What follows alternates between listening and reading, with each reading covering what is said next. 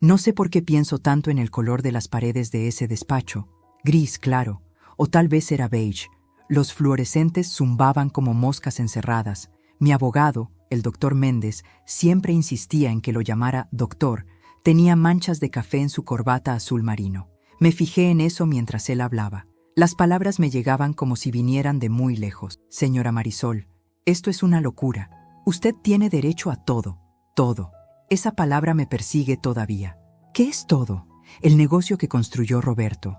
La casa de 4 pisos en Ipanema que nunca me gustó porque las escaleras me hacían doler las rodillas. Las cuentas bancarias que yo ni siquiera sabía que existían hasta que él murió. Todo. Roberto llevaba 3 meses muerto cuando sus hijos vinieron. No fue un entierro discreto. Fue de esos que salen en el periódico, con coronas de flores del tamaño de automóviles y gente que Roberto ni conocía fingiendo lágrimas. Los hijos, Rodrigo y Claudia, lloraron en primera fila. Yo estaba a su lado, mi vestido negro que compré corriendo en un centro comercial porque no tenía nada apropiado. Nunca imaginé que me volvería viuda a los 63. En el cementerio, Claudia me abrazó. Olía a ese perfume caro que usan las mujeres de su edad, 30 y pico, mujeres que nunca tuvieron que lavar platos ajenos para sobrevivir. Me dijo al oído, necesitamos hablar, Marisol, sobre el futuro, como si yo tuviera uno. No les caí bien nunca, eso lo supe desde el principio. Roberto me lo advirtió, creo, pero de esa forma sutil que tienen los hombres de advertir sin advertir realmente. Son jóvenes, necesitan tiempo, decía. Llevábamos 14 años casados cuando él murió. 14 años donde fui la otra, la nueva, esa. Aunque la madre de ellos, la famosa Ana Clara, había muerto hacía 20 años de cáncer. Me presenté en la casa de Roberto como empleada doméstica. Eso tampoco se lo perdonaron nunca, que yo limpiara los baños de su padre antes de compartir su cama. El doctor Méndez golpeó su escritorio. El sonido me hizo parpadear. ¿Me está escuchando? Sí, mentí. Los hijos de Roberto están pidiendo todo. El negocio de importaciones, las propiedades, incluso esta casa donde usted vive. Según ellos, su matrimonio fue, buscó la palabra, como si tuviera mal sabor, oportunista, oportunista. Esa sí que es nueva. Antes me llamaban cazafortunas, interesada, cualquier palabra menos lo que realmente era. Una mujer sola que se enamoró del hombre equivocado en el momento equivocado. ¿O fue el momento correcto? Ya ni siquiera lo sé. Roberto tenía 58 cuando nos conocimos, yo 49. Llegué a su casa por recomendación de una prima. Necesitaba trabajo urgente porque mi hijo, mi Mateus, estaba enfermo. Cáncer también. Qué irónico, ¿no? Todos terminamos conectados por la misma enfermedad maldita. Roberto me encontró llorando en el baño de visitas, un martes por la tarde. Acababa de hablar con el médico. El tratamiento era caro, demasiado caro. ¿Qué pasa?, me preguntó. Y yo, que nunca le conté mis problemas a nadie, se los conté todos. Él pagó el tratamiento, todo, cada centavo. Mateus vivió 3 años más. 3 años donde pudo terminar la universidad, conseguir su primer trabajo, enamorarse de esa chica linda de nombre que ya olvidé. 3 años robados a la muerte gracias a Roberto. ¿Cómo no iba a enamorarme de él? El doctor Méndez seguía hablando sobre leyes, testamentos, derechos conyugales. Yo miraba la mancha de café en su corbata y pensaba en Roberto en su ataúd, con ese traje gris que nunca le gustó usar, las manos cruzadas sobre el pecho como si estuviera rezando. No parecía él. Los muertos nunca parecen ellos mismos. Señora Marisol, el doctor se inclinó hacia adelante. Necesito que entienda la gravedad. Si no peleamos esto, se quedará sin nada. Sin nada. Otra palabra interesante. Deles todo, dije. El doctor parpadeó. ¿Perdón? Que se queden con todo. El negocio, las propiedades, las cuentas, todo.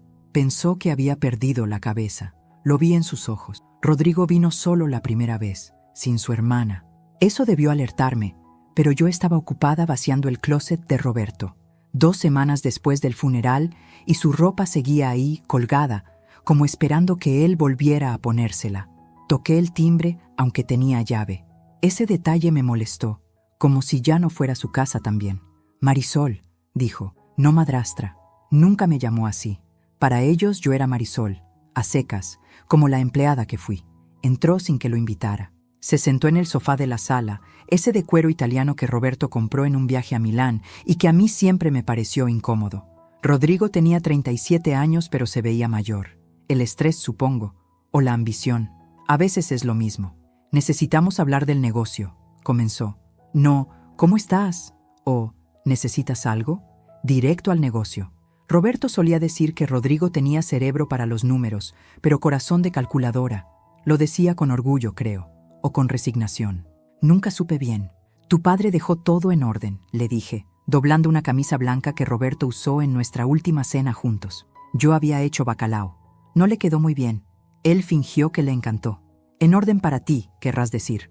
Rodrigo cruzó las piernas. Llevaba zapatos caros, de esos que brillan incluso sin luz. Pero ese negocio lo construyó mi padre con su primera familia, con mi madre, su primera familia. Como si yo fuera la segunda temporada de una serie que nadie pidió. Lo sé, ¿lo sabes? Se rió, pero no era risa de verdad.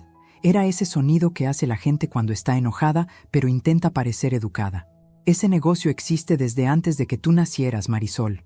Mi padre lo empezó con 25 años. Mi madre estuvo ahí, en la oficina diminuta del centro, respondiendo teléfonos, haciendo facturas a mano. Ana Clara. La santa Ana Clara que nunca conocí pero que me persiguió cada día de mi matrimonio. En esta casa había fotos de ella por todas partes cuando llegué.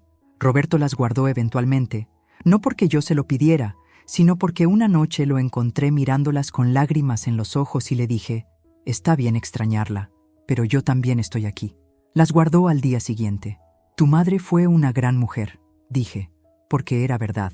Entonces entiendes por qué ese negocio nos pertenece a nosotros, a su sangre, su sangre. ¿Qué obsesión con la sangre tiene la gente? Como si el amor necesitara ADN para ser válido. Dejé la camisa doblada y lo miré directo. Tu padre me dejó todo en el testamento. Legalmente es mío. Legalmente, repitió Rodrigo saboreando la palabra. Pero moralmente. La moral es un lujo de los ricos, lo interrumpí. Y yo fui pobre demasiado tiempo para creer en ella. Eso lo sorprendió. Vi cómo abría un poco la boca, cómo buscaba qué decir después. Me senté frente a él. Mis rodillas crujieron. 63 años hacen ruido. Mira, Rodrigo, sé que no me quieres. Está bien. Yo tampoco esperaba que me quisieras. Pero tu padre me amó y yo lo amé a él. Eso también es verdad, aunque no te guste. ¿Lo amaste? Su voz tenía filo. ¿O amaste su dinero? Ahí estaba. La pregunta que todos se hacían, pero nadie se atrevía a hacer en voz alta. Me levanté. De pronto estaba cansada. Tan cansada. Pueden quedarse con el negocio, dije. Con todo. Rodrigo parpadeó. ¿Qué? Lo que oíste. Llama a tu abogado. Dile que no voy a pelear. Se quedó sentado, mirándome como si acabara de hablar en un idioma extranjero. ¿Por qué? Preguntó finalmente. Porque estoy cansada. Porque Roberto está muerto y nada de esto importa. Porque tu hermana y tú me miran como si fuera una ladrona cuando todo lo que hice fue amar a un hombre que ya estaba roto cuando lo conocí. Pero no dije nada de eso. Porque puedo, respondí. Se fue 15 minutos después. No entendía nada. Yo tampoco estaba segura de entender. Esa noche dormí en el cuarto de huéspedes. No podía estar en nuestra cama. La cama donde Roberto murió a las 3 de la madrugada de un infarto masivo, donde intenté hacerle RCP mientras marcaba el número de emergencias con manos temblorosas, donde los paramédicos llegaron tarde y me dijeron, lo sentimos, con esa voz entrenada para dar malas noticias. El cuarto de huéspedes olía a cerrado, a abandono. Me quedé despierta hasta el amanecer, pensando en todo y en nada. El doctor Méndez llamó 17 veces antes de que le contestara.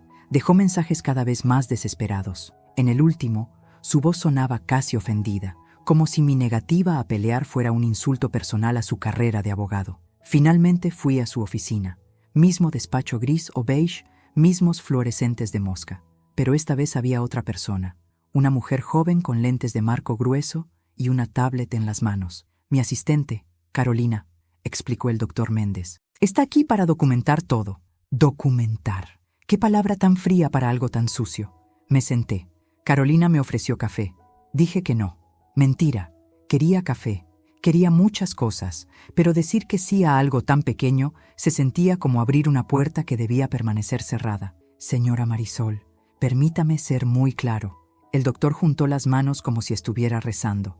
El patrimonio de su esposo asciende a aproximadamente 82 millones de reales. El negocio de importaciones genera ingresos anuales de 20 millones. Las propiedades están valuadas en otros 30 millones. Usted, como esposa legítima, tiene derecho al 50% de todo lo que se adquirió durante el matrimonio, más lo que él expresamente le dejó en el testamento, que es prácticamente todo, 82 millones. El número flotó en el aire como humo. Yo que una vez robé pan de una panadería porque mi hijo tenía hambre. Yo que usé la misma ropa interior durante 2 años porque no podía comprar nueva.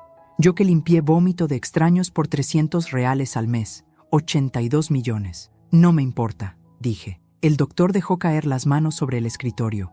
Un golpe seco. Carolina dejó de teclear en su tablet. «Disculpe, que no me importa el dinero». «Todos dicen eso», murmuró él, «hasta que se quedan sin dinero». Tenía razón, supongo, pero también estaba equivocado. «Mis hijastros creen que los estoy robando», continué, «que me casé con su padre por interés. Déjeles tener lo que quieren.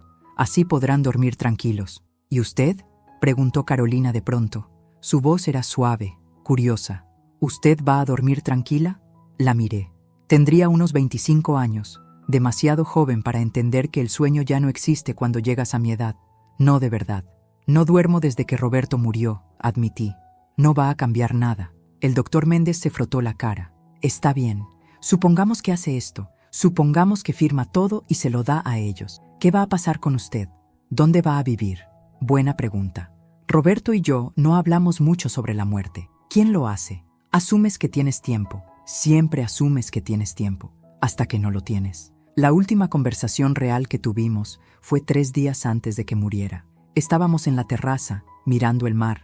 Río de Janeiro es hermoso desde lejos. De cerca, como todo, se ve el deterioro. «¿Serías feliz sin mí?», me preguntó de la nada. «Qué pregunta extraña», dije. «Contéstala». Pensé en eso, en ser feliz, en si alguna vez lo fui realmente, con él o sin él. «No sé si soy feliz contigo», respondí finalmente, «pero sé que sin ti sería peor». Se rió. Roberto tenía una risa grave, profunda, que venía desde el estómago. «Eres brutalmente honesta. Es una de las cosas que amo de ti. Amo. Tiempo presente». 3 días antes de morir y todavía usando tiempo presente, como si el futuro fuera una garantía. «¿Tú eres feliz?», le pregunté. «Menos infeliz», dijo, «que ya es mucho a mi edad. Menos infeliz». Ese fue nuestro matrimonio, creo. No la gran pasión de las películas. No el amor perfecto de los cuentos. Solo 2 personas rotas encontrándose en el momento justo para romperse un poco menos juntas. «Señora Marisol», la voz del doctor Méndez me trajo de vuelta. «Necesito que entienda algo. Los hijos de Roberto ya contrataron abogados. Buenos abogados. Van a pelear esto de todas formas. Van a intentar anular el testamento, alegando que usted manipuló a un hombre enfermo. Roberto no estaba enfermo cuando hizo el testamento. Eso no importa. Van a buscar cualquier ángulo. Van a ensuciar su nombre. Ya ensuciaron mi nombre», lo interrumpí. «Desde el día en que me casé con él. ¿Qué más pueden hacer?». Silencio. Carolina miraba su tablet. El doctor Méndez miraba sus manos. «¿Hay algo más?», dijo él finalmente. «Algo que Roberto me pidió que le dijera solo si usted decidía no pelear». Mi corazón se aceleró. Estúpido corazón viejo que todavía reacciona a las sorpresas. «¿Qué cosa?». El doctor abrió un cajón. Sacó un sobre manila, grueso, sellado. Mi nombre escrito con la letra de Roberto en el frente. Letra de doctor. Ilegible y firme al mismo tiempo. Me lo entregó. Pesaba más de lo que debería pesar un sobre. Él dijo que lo abriría cuando estuviera lista y que sabría cuándo era el momento. Sostuve el sobre. El papel era áspero bajo mis dedos. «¿Usted sabe qué hay adentro?», pregunté. «No, y no quiero saberlo». Mentira. Claro que quería, pero era una mentira amable. Guardé el sobre en mi bolso. No lo abrí ahí. No podía. «¿Algo más?», pregunté. «Sí. La audiencia final es en 3 semanas. Si va a hacer esto, necesito que esté absolutamente segura». Estoy segura. No lo estaba, pero dije que sí de todas formas. Abrí el sobre a las 2 de la madrugada, sentada en el piso de la cocina, con una botella de vino barato que compré en el supermercado de la esquina. Roberto odiaba el vino barato. Decía que sabía a vinagre con pretensiones, pero él no estaba ahí para opinar. Dentro había papeles, muchos papeles, y una carta escrita a mano. Comencé por la carta. Marisol, si estás leyendo esto, significa que decidiste no pelear. Te conozco. Sé que vas a pensar que es lo correcto, que mis hijos merecen lo que construí con su madre. Siempre fuiste demasiado generosa con la gente que no te merece. Pero aquí está la verdad que nunca te dije. El negocio no es lo que parece. Me detuve. Leí la frase otra vez. El negocio no es lo que parece. Seguí leyendo.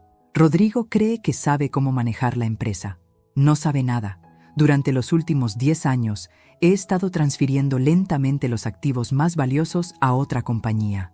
Una que está únicamente a tu nombre. Rodrigo va a heredar un cascarón brillante con deudas ocultas. Tú vas a heredar la sustancia. Los papeles que están en este sobre son las escrituras de propiedades en Portugal, España y Uruguay. Departamentos, terrenos, una viña pequeña en Colonia. Todo pagado, todo tuyo. Generan ingresos de alquiler de aproximadamente 120.000 reales mensuales, suficiente para vivir bien sin tocar el capital. También hay acciones en empresas tecnológicas, bonos del gobierno y 3 cuentas bancarias en Suiza que Rodrigo nunca supo que existían. El dinero total, 43 millones de reales. Todo legal, todo tuyo. ¿Por qué hice esto?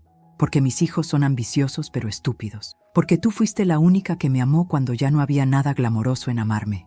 Porque me limpiaste la boca cuando el derrame me dejó babeando. Porque te quedaste. Deja que peleen por el negocio. Deja que ganen. En 2 años estarán en bancarrota por las deudas que escondí inteligentemente. Y tú estarás en alguna playa, tomando vino caro que finalmente apreciaste. Con amor y astucia, Roberto P.D. La viña se llama Menos Infeliz. Pensé que te haría reír. No reí, lloré. El tipo de llanto feo que te deja sin aire, que te hace hacer ruidos de animal herido. El vino barato se mezcló con las lágrimas y probablemente con mocos también. Glamoroso. Roberto, hijo de puta brillante. Cuando Mateus estaba muriendo, me preguntó algo que nunca olvidé. Tenía 22 años y pesaba 43 kilos. El cáncer lo había consumido hasta dejarlo transparente. Mamá, dijo, su voz apenas un susurro. ¿Alguna vez hiciste algo solo por ti? Tenerte fue por mí, respondí, acomodándole las almohadas. Mentira. Me tuviste porque el condón se rompió y eras muy católica para abortar. Tenía razón. Mi hijo moribundo tenía razón. Después de que muera, continuó, quiero que hagas algo egoísta, algo solo para ti. Prométemelo. No hables así. Promételo, mamá. Te lo prometo. Murió 3 días después. Yo tenía 52 años y de pronto no tenía a nadie. El padre de Mateus se había ido antes de que él naciera. Mi familia me había dado la espalda por quedarme embarazada soltera. No tenía amigos reales, solo conocidos del trabajo. Roberto apareció 1 año después. Y cuando me propuso matrimonio, no fue romántico, fue práctico. Estoy solo, tú estás sola, nos llevamos bien, ¿por qué no? Tus hijos me van a odiar, dije. Mis hijos ya me odian a mí. Al menos tendré compañía en mi miseria. Nos casamos en un juzgado un martes por la tarde, testigos aleatorios de la oficina. Sin flores, sin fiesta, solo papeles firmados y una cena en un restaurante italiano donde la pasta estaba demasiado salada. Menos infeliz. Los papeles del sobre cayeron al piso de la cocina. Escrituras, documentos bancarios, certificados de acciones, una fortuna escondida en papel bond. Roberto lo había planeado todo, cada movimiento. Sabía exactamente qué harían sus hijos, sabía exactamente qué haría yo. Me conocía mejor de lo que yo me conocía a mí misma.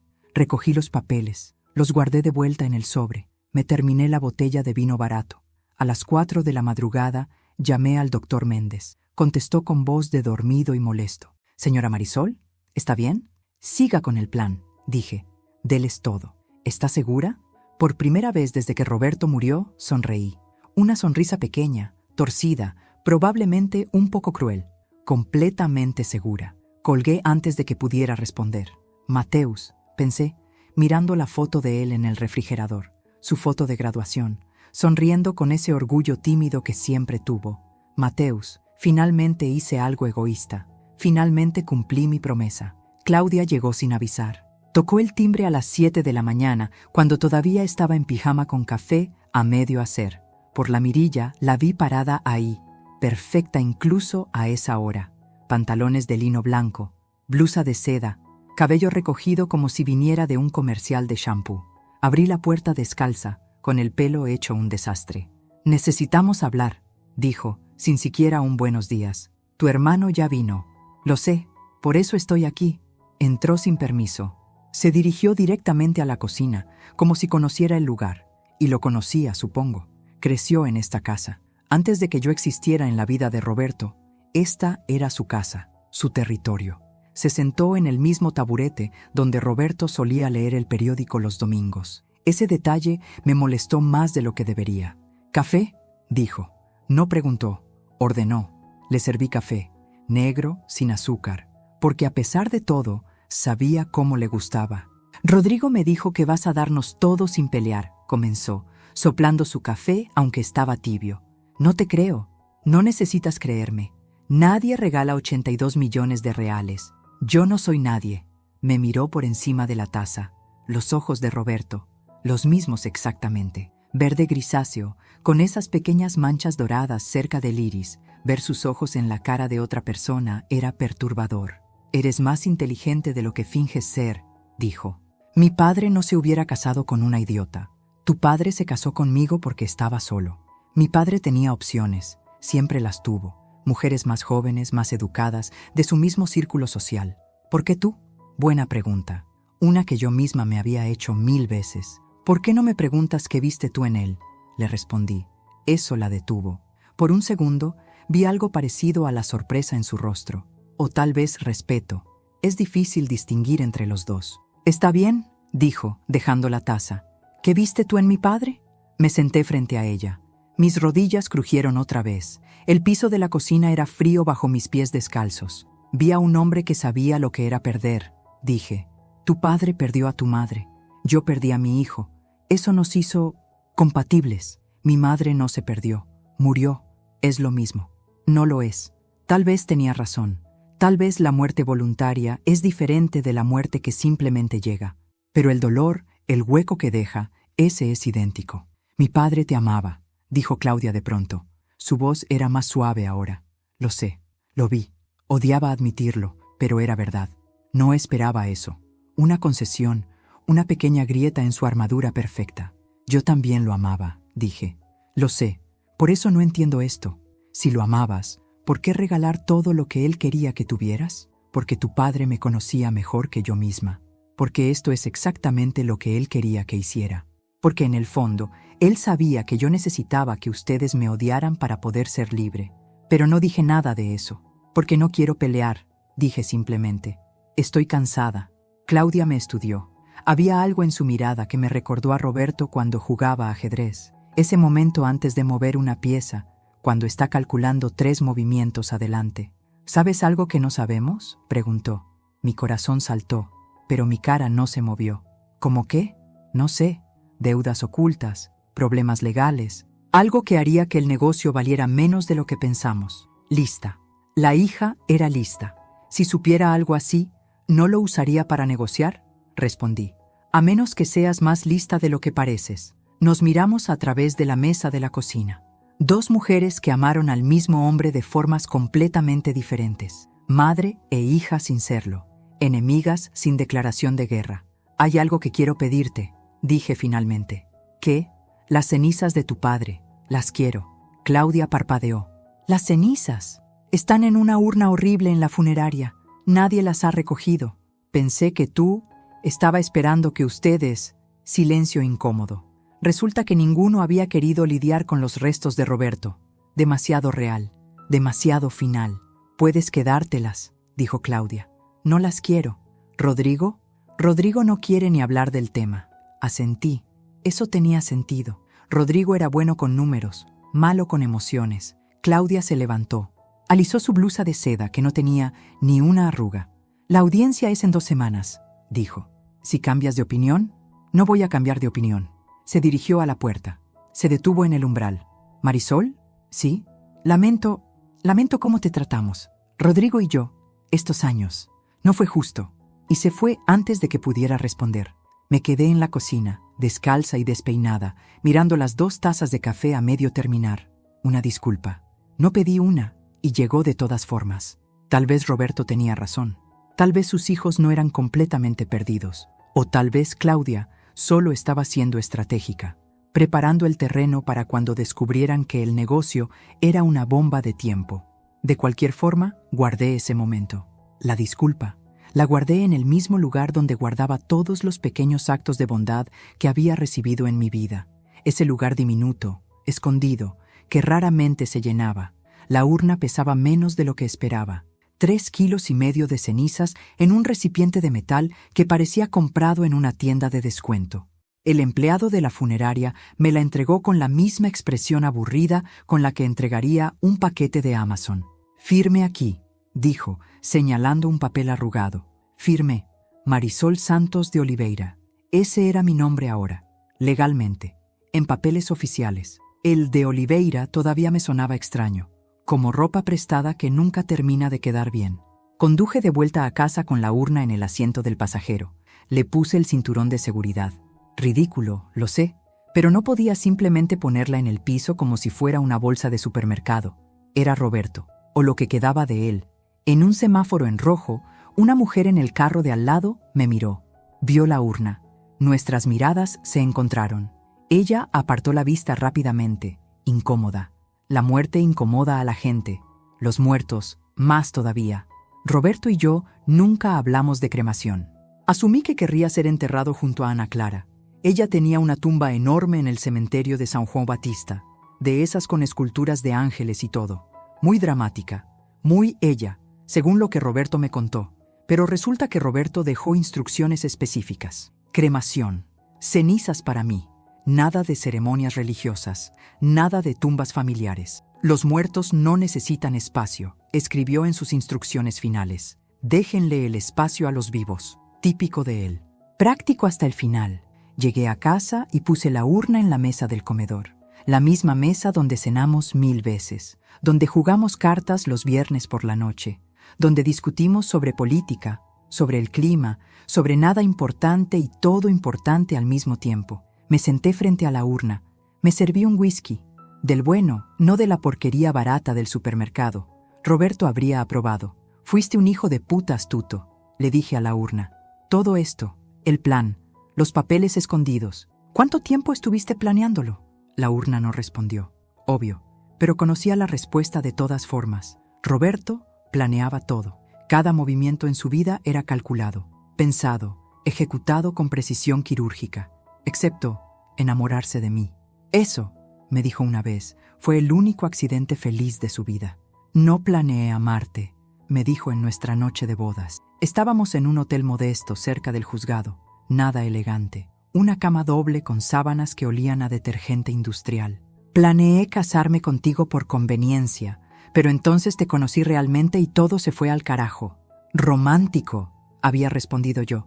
Es la verdad raramente es romántica. Bebí el whisky, quemaba de la forma correcta.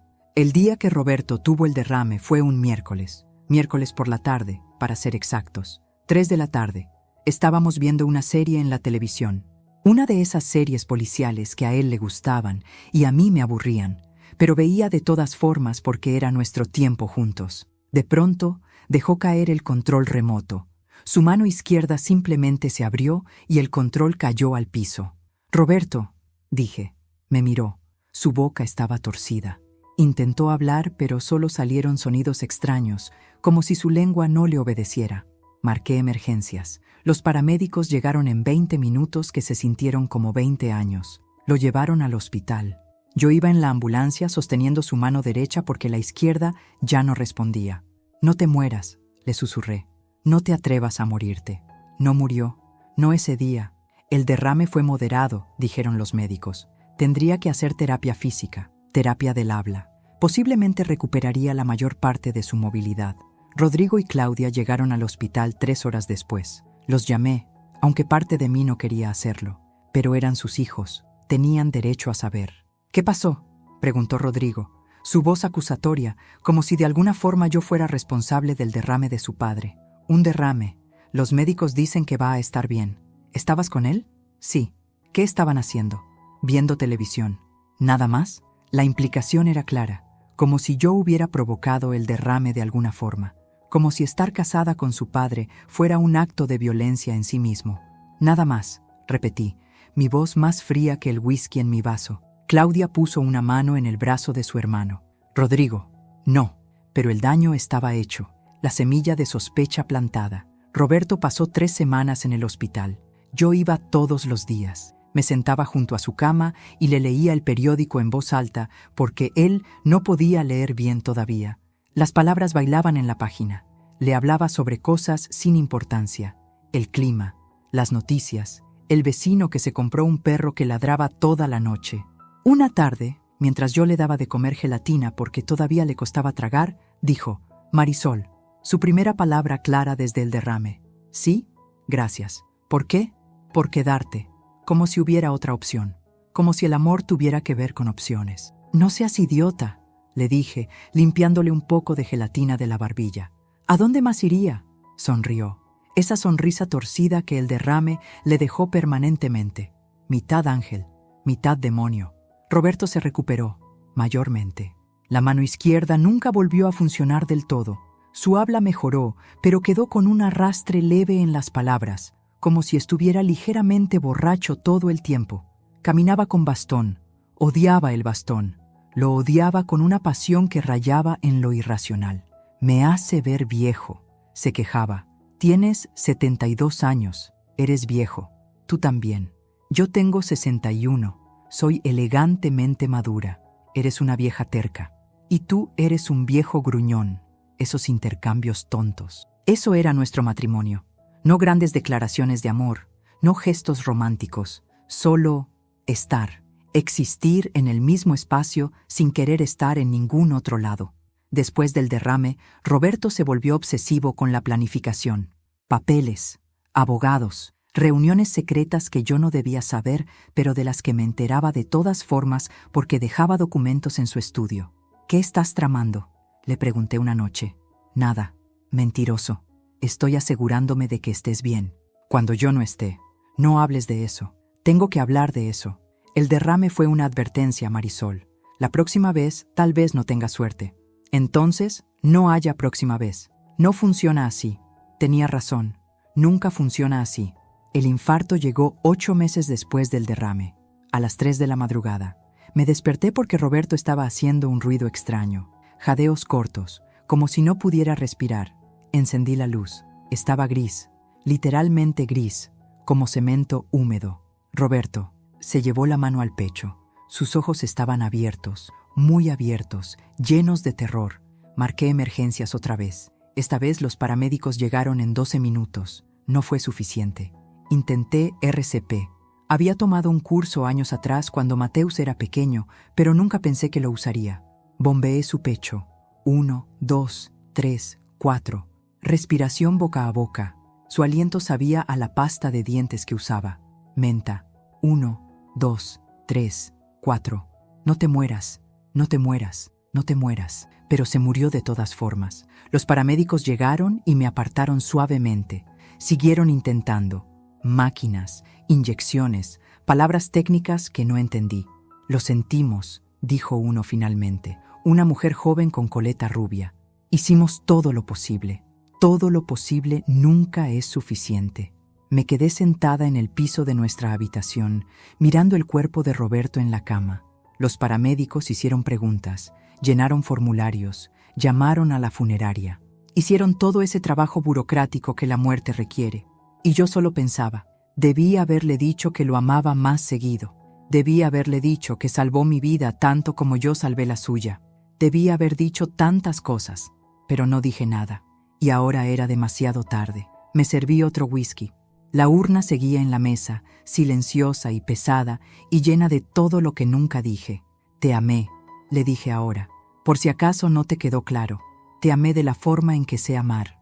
Que probablemente no es la correcta, pero es la única que tengo. Afuera empezó a llover.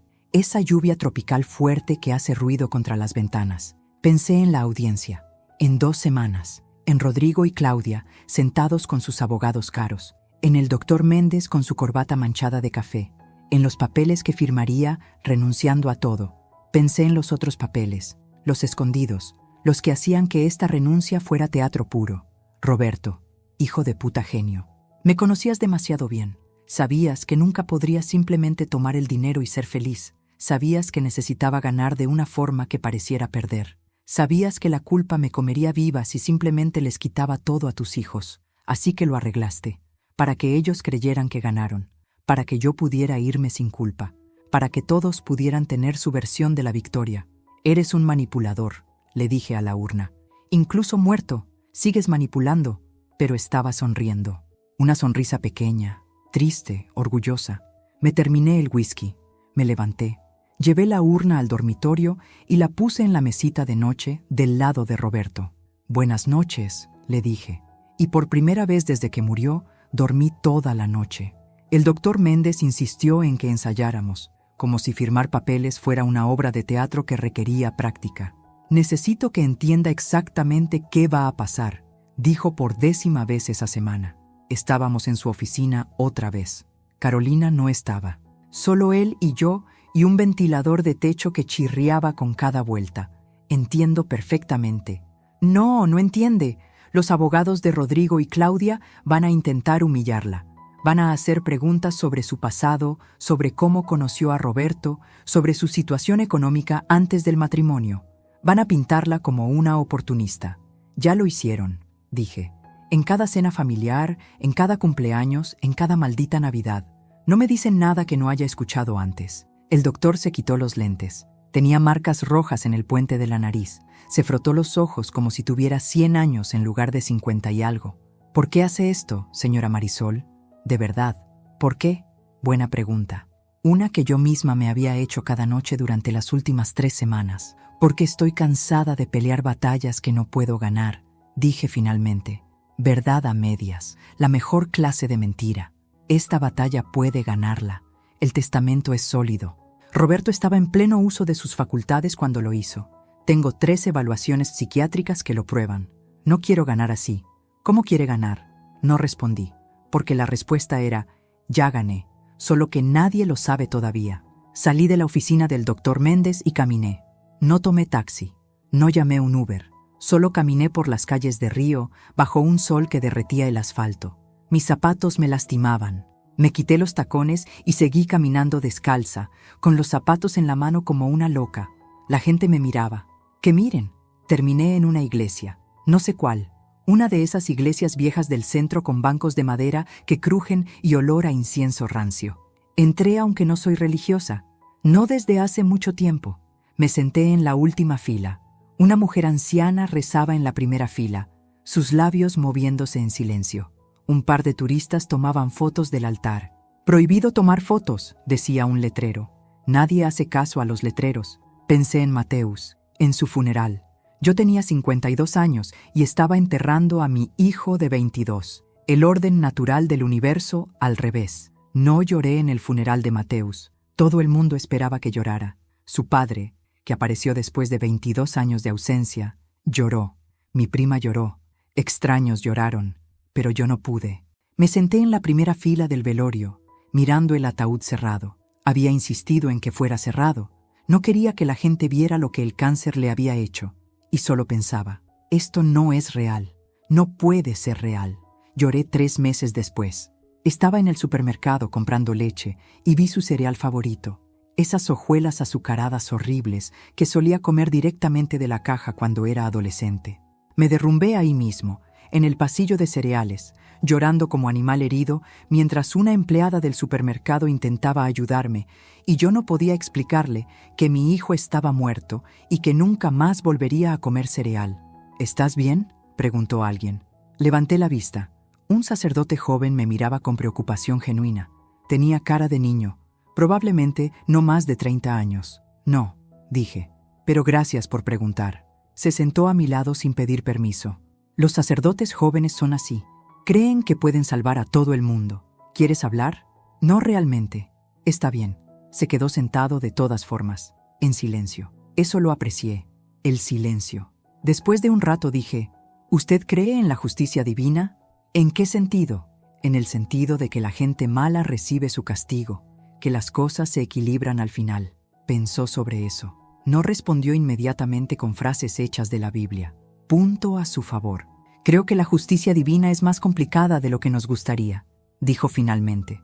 A veces parece que la gente mala prospera y la gente buena sufre. A veces es al revés. Mayormente es todo un desastre. Me hizo reír. Una risa corta, amarga, pero risa de todas formas. Un sacerdote honesto. Qué raro. Intento. Sonrió. ¿Buscas justicia o venganza? ¿Cuál es la diferencia? La justicia restaura el equilibrio. La venganza solo crea más desequilibrio. Suena a algo que diría un libro de autoayuda. Probablemente lo robé de uno. Nos quedamos sentados un rato más. La mujer anciana terminó de rezar y se fue. Los turistas también. Solo quedamos nosotros y el olor a incienso rancio. Mi esposo murió, dije finalmente. Sus hijos me odian, quieren quedarse con todo, y yo los voy a dejar. ¿Por qué? Porque puedo. Porque quiero ver qué pasa cuando obtienen exactamente lo que quieren. El sacerdote asintió como si eso tuviera perfecto sentido. ¿Y después? Después me voy. Lejos, a algún lugar donde nadie sepa quién soy. ¿Suena a un plan? ¿No vas a decirme que perdone? ¿Que ponga la otra mejilla? Podrías hacer eso, o podrías simplemente vivir tu vida y dejar que ellos vivan con sus elecciones. A veces, la mejor venganza es la indiferencia. Sabio, este sacerdote niño. Me levanté. Mis pies descalzos estaban sucios del piso de la iglesia. Gracias, padre. No soy padre todavía. Todavía en entrenamiento. ¿Vas bien? Salí de la iglesia. El sol todavía estaba brutal. Me puse los zapatos, aunque me lastimaban. A veces el dolor es necesario. Esa noche recibí una llamada de Rodrigo. Era la primera vez que hablábamos directamente desde aquella visita en la cocina. Marisol, su voz era cuidadosa, controlada. Necesito confirmar algo. ¿Qué? ¿De verdad vas a firmar? ¿Sin condiciones? Sí. ¿Por qué?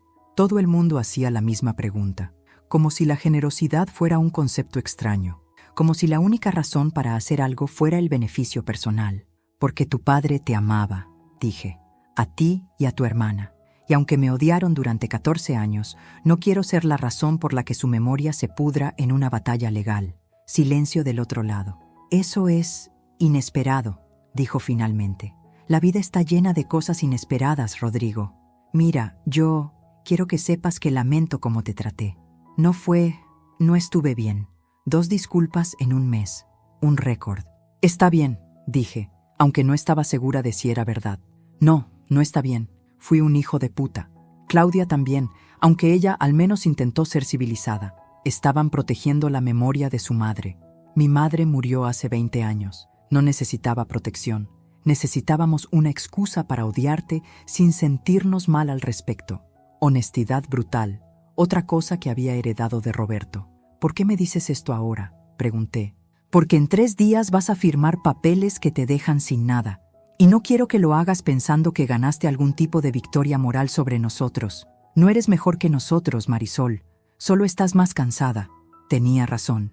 Parcialmente. Tal vez, admití. O tal vez solo entendí algo que ustedes todavía no entienden. ¿Qué? Que el dinero de tu padre no va a llenar el vacío que dejó. Silencio otra vez. Más largo esta vez. Claudia quiere verte, dijo finalmente. Antes de la audiencia. Para cerrar cosas, supongo. ¿Tú también estarás ahí? Si quieres. Está bien. Mañana, en la casa, a las 4. ¿Nuestra casa o mi casa? Lo corregí suavemente. Hasta que firme los papeles, sigue siendo mi casa. Justo. Colgamos. Me quedé con el teléfono en la mano, mirando la urna de Roberto en la mesita de noche. Tus hijos están teniendo revelaciones emocionales, le dije. Un poco tarde, pero mejor tarde que nunca, supongo. La urna no respondió. Nunca lo hacía. Pero a veces sentía que Roberto estaba ahí de todas formas, riéndose de todo este desastre con esa risa grave que venía desde el estómago. Me acosté temprano esa noche. Mañana vendría Rodrigo y Claudia. Pasado mañana, la audiencia final. Y después comenzaría mi vida real, la que Roberto había planeado para mí, la que yo nunca pedí, pero que ahora, de alguna forma extraña y retorcida, quería desesperadamente. Cerré los ojos. Soñé con Mateus. No con el Mateus enfermo de los últimos meses, sino con el Mateus de 6 años, corriendo en el parque, riendo sin razón, vivo y completo y mío. Cumplí mi promesa, le dije en el sueño. Hice algo egoísta, finalmente, Bien, mamá, respondió. Ya era hora. Me desperté con lágrimas en la cara, pero eran lágrimas buenas, de las que limpian en lugar de ensuciar. Afuera, Río despertaba con su caos usual.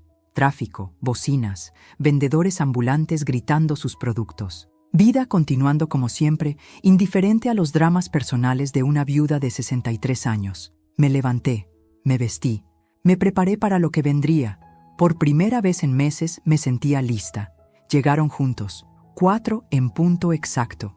Rodrigo siempre fue puntual. Otra cosa que heredó de Roberto. Claudia traía un pastel, de limón, mi favorito. No sé cómo lo supo. Tal vez Roberto se lo mencionó alguna vez, o tal vez fue solo coincidencia. No tenías que traer nada, dije, aceptando el pastel de todas formas. Lo sé. Los tres nos quedamos parados en la sala, incómodos, como extraños en una fiesta donde no conocen a nadie. Siéntense, dije finalmente. Se sentaron, en el sofá de cuero italiano que nunca me gustó. Yo me senté en la silla de Roberto, su silla, la que tenía la forma de su cuerpo después de tantos años de uso. Rodrigo habló primero. Queremos que sepas que revisamos todo. Los libros contables del negocio, las propiedades, las cuentas, todo está en orden. Bien, más que en orden realmente. Mi padre fue meticuloso. El negocio está valuado en más de lo que pensábamos inicialmente. Asentí. Claro que estaba en orden. Roberto era muchas cosas, pero descuidado nunca fue. Claudia se inclinó hacia adelante. Marisol, queremos hacerte una oferta. No necesito ofertas, escúchanos. Su voz era suave pero firme. Sabemos que vas a firmar mañana, pero no tiene que ser todo o nada. Podemos llegar a un acuerdo, dejarte una de las propiedades, un departamento en Copacabana, o una suma mensual, algo. No quiero nada. Todo el mundo quiere algo, dijo Rodrigo. Yo solo quiero irme. ¿A dónde? No había pensado en eso específicamente. Sabía que me iría, lejos. Pero, ¿a dónde? Portugal tal vez, o Uruguay. Tenía propiedades en ambos lugares ahora, gracias a Roberto y sus planes secretos. No sé todavía. Lejos. Claudia intercambió una mirada con su hermano. Uno de esos intercambios silenciosos que solo tienen los hermanos. Comunicación telepática. Hay algo que queremos darte, dijo ella. Sacó un sobre de su bolso, pequeño, blanco, sin sellar. ¿Qué es? Cartas. De mi padre. Para ti. Mi corazón se detuvo. ¿Cartas? Las encontramos en su estudio, en un cajón cerrado con llave. Hay como 20. Algunas son de hace años, otras son de sus últimas semanas. Tomé el sobre con manos temblorosas. Podía sentir el peso de las cartas adentro. ¿Las leyeron? No, dijo Rodrigo. Tienen tu nombre, son tuyas. Un gesto de decencia, pequeño pero significativo. Gracias. Nos quedamos en silencio otra vez, pero era un silencio diferente ahora, menos incómodo, más resignado tal vez. Mi padre te amaba, dijo Rodrigo de repente. De verdad, lo vi, en cómo te miraba, en cómo hablaba de ti cuando no estabas, en cómo se preocupaba por ti después del derrame. Yo también lo amaba, lo sé, y lamento haber dudado de eso. Claudia se limpió los ojos. No lloraba exactamente, pero estaba cerca. Éramos niños cuando murió nuestra madre, dijo. Yo tenía 17, Rodrigo 20, y mi padre se perdió. Durante años, no era realmente él, era como un fantasma viviente. Lo sé, dije. Roberto me había contado sobre esos años, los años oscuros, los llamaba. Pero cuando te conoció, volvió. No del todo, nunca del todo, pero volvió lo suficiente. Y deberíamos haberte agradecido por eso en lugar de odiarte. No me odiaban realmente, dije. Solo odiaban que él siguiera adelante sin su madre. Tal vez, admitió Claudia. O tal vez somos solo personas complicadas con sentimientos complicados. Todos lo somos. Rodrigo se levantó. Caminó hacia la ventana que daba al mar. Roberto solía pararse ahí por las mañanas, café en mano, mirando el horizonte. Mañana termina todo esto, dijo sin voltear. Firmas los papeles. Nosotros heredamos el negocio. Tú te vas a donde sea que vayas. Y ya está. Ya está, repetí. ¿Alguna vez nos volveremos a ver? Honestamente, no lo sabía. Tal vez, dije, si el universo quiere. Rodrigo se volteó. Sus ojos, los ojos de Roberto, estaban húmedos. Cuídate, Marisol. Ustedes también. Se fueron poco después. Abrazos breves en la puerta, formales pero genuinos. Cuando se fueron, me senté en el piso de la sala con el sobre de cartas. No las abrí todavía. No estaba lista. En lugar de eso, corté el pastel de limón. Comí un pedazo directamente del molde con un tenedor.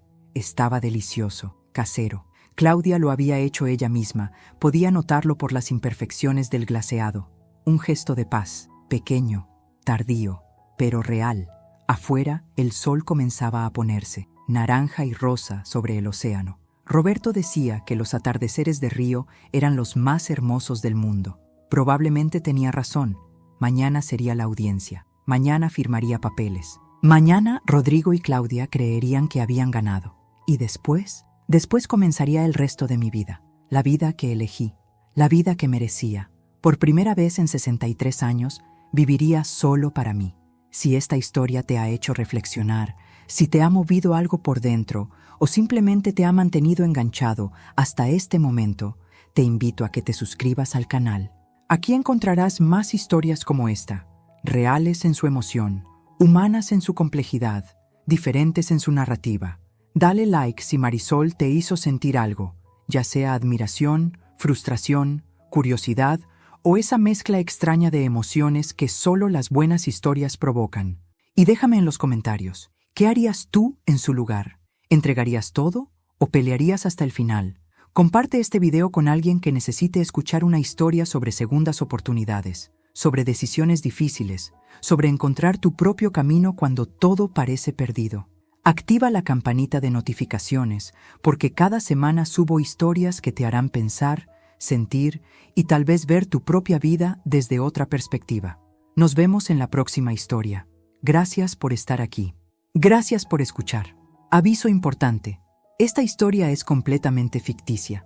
Los personajes, nombres, situaciones, lugares y eventos narrados son producto de la imaginación creativa y no representan ni están basados en personas reales, vivas o fallecidas, ni en hechos reales. Cualquier parecido con la realidad es pura coincidencia. Esta narrativa fue creada con el propósito de generar reflexión, provocar emociones auténticas y aportar valor a tu vida a través del poder de las historias. No pretende ofrecer asesoría legal, financiera o de ningún otro tipo profesional.